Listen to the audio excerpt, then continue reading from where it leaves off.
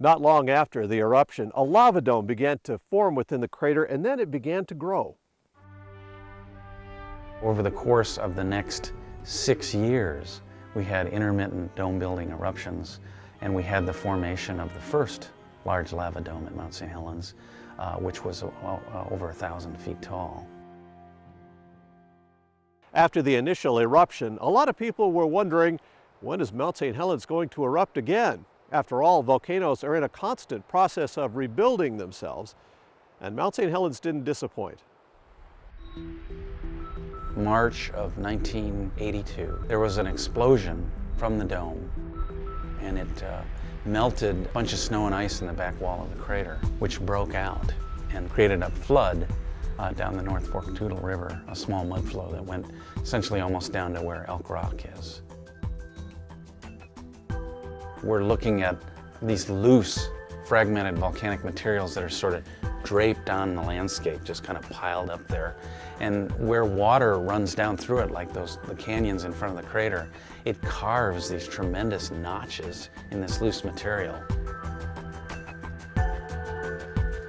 One of the big surprises following the eruption was not just the formation of the lava dome, but quite its opposite, a glacier right next to it. After 1986, the mountain kind of went quiet, and went quiet for about 18 years. A glacier formed in the crater from the snowfall onto the rim and into the crater. That area around the back of the crater, shaded from the south by the crater walls and shaded by the lava dome to the north, was a perfect spot. So America's youngest glacier formed. The mountain came back to life in 2004 to begin another major dome-building phase. The first sign we had of it were swarms of earthquakes. Of course, again, earthquakes being an important indicator of rock fracturing and magma movement beneath the surface.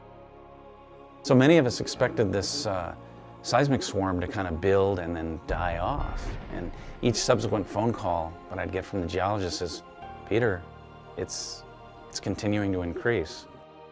And so it became clear within the matter of days to a week that Mount St. Helens was getting ready to do something. Of course, the world's attention was focused on Mount St. Helens, and over the course of about 2 to 3 weeks, we went from a quiet volcano to one that was back into an eruption. We were getting a very large dump truck load of lava being erupted continuously into the crater every second. So at that rate, geologists calculated that it would be probably 100 years or less for that missing part of Mount St. Helens to be rebuilt. Mount St. Helens is not done, and we certainly need to watch it. To some scientists, the quick regeneration of the area is not a big surprise. Eruptions and recovery are just a part of living in the Ring of Fire. When Mount St. Helens gets busy, it can get very busy, and it can do impressive things.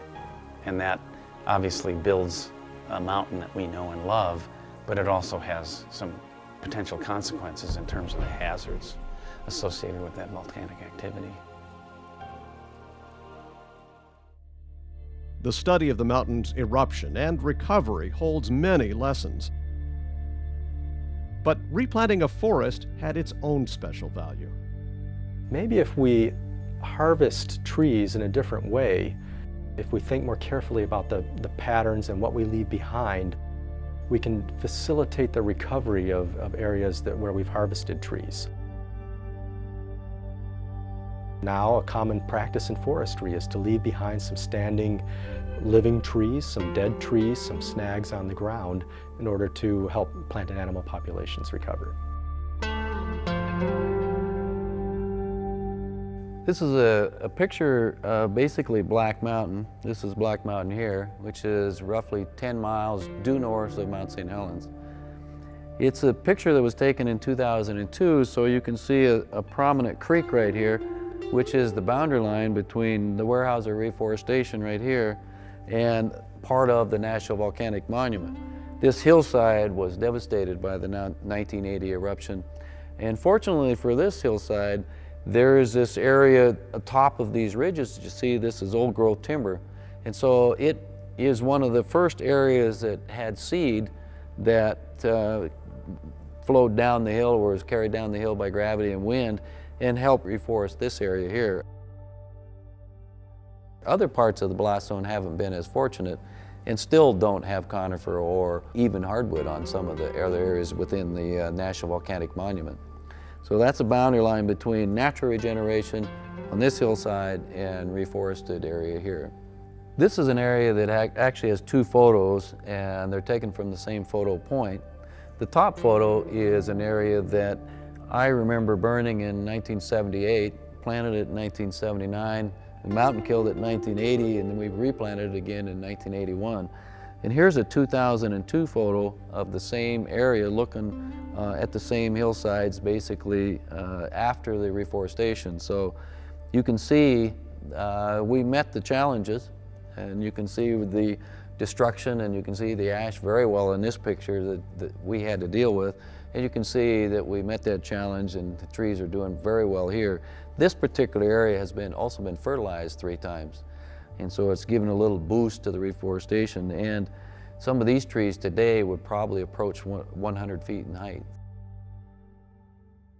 Coldwater Lake didn't exist prior to the mountain's eruption, and now it's a symbol of the renewal of this area, because not only is it a great place to come and sit and spend an afternoon, it's also possible to catch fish in here. Our planet has an incredible ability to regenerate and to seed new growth. As much as the eruption caused a change, so much is still the same. It may never be quite the same, but in a lot of ways it will always be the same too. There's no way stopping nature. It's going to do what it's going to do, and if it's erupted and come back 3 or 4 times, it's going to continue to do that. We can't screw it up enough that she can't fix it.